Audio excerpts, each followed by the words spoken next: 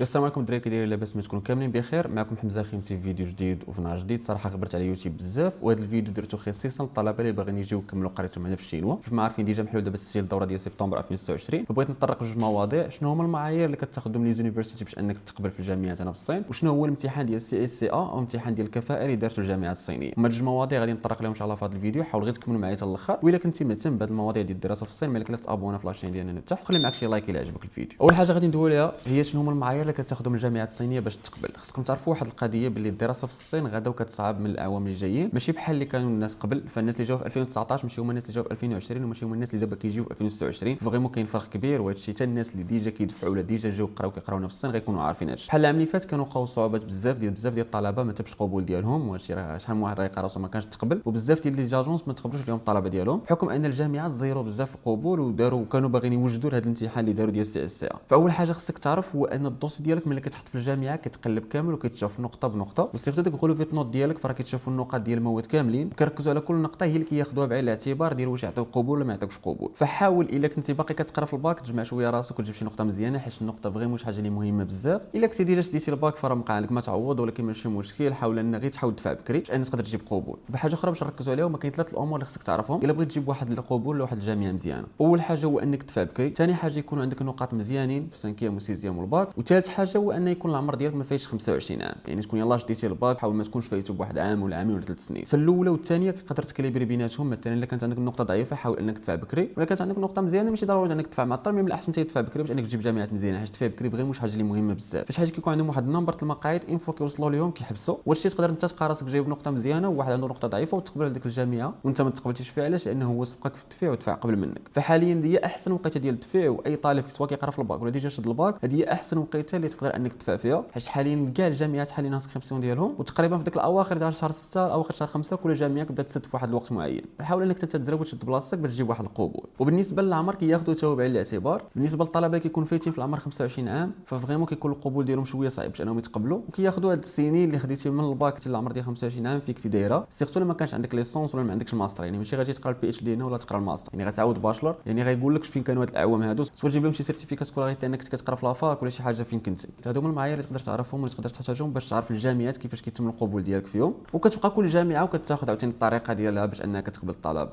غندوزو لواحد الحاجه اللي مهمه بزاف واللي بزاف الناس خصهم يعرفوها، اللي هو الامتحان ديال سي اس سي ا اللي خرج حاليا في هذا العام، وهذه اول تجربه ديالو. وتقريبا الدراري يدوزوا في شهر 1 ويدوزوا في شهر 3 هما اول وحدين غادي يدوزوا، وكدوزوا فيه كلشي تقريبا كيدوز الماده ديال المات ديال الرياضيات، ومن بعد كيكون عندك اختيار ما بين انك تختار سواء الشيمي سواء الفيزياء. فكاين بعد كيكون عندك واحد الاختيار سواء تختار الشيمي ولا الفيزيك باش انك دوز فيهم هذا الامتحان. هو كيدوز اونلاين عند الحق اي واحد يدوزو، كتمشي للسيت كتخلص كدوز الامتحان ديالك. بالنسبه للطريقه اللي كيدوز الامتحان باش تكونوا عارفين راه فريمون ماشي سهله، راه كتدخل للسيت كتلقى واحد التيتشر كدوي معاه من بعد ما كتكون خلصتي، وكيقول لك ان خصك تشعل ريكورد سكرين ديال البي سي ديالك شنو كيبان قدامك في البي سي، وتحط واحد التليفون موراك اللي يصور شكون اللي حداك والزاويه كامله 360 درجه باش يعرفوا شكون اللي جالس حداك. ففريمون مزيرين بزاف. يعني الدراري اللي كيبغيو يستعملوا الاي اي ولا يبغيو ينقلوا فراه فريمون مزيرين. يعني حاول تبريباري ليه شويه، راه محطوطين بزاف ديال النماذج ديال سي اس سي ا، حاول تبريباري ليه وحاول تجيب فيه نقاط مزيانين. لحد الساعه كاينين جامعات اللي طالبين السيفي، كاين اللي ما طالبينش، كاين اللي طالبين مثلا 60، كاين طالبين 40 كل شنو دايرين، وكاين جامعات اللي ما طالبينش غير تجيب لهم غير داك الامتحان. فكل ما جبتي فيه نقطه مزيانه وكل ما احسن باش يضمن لك واحد القبول في جامعه اللي مزيانه.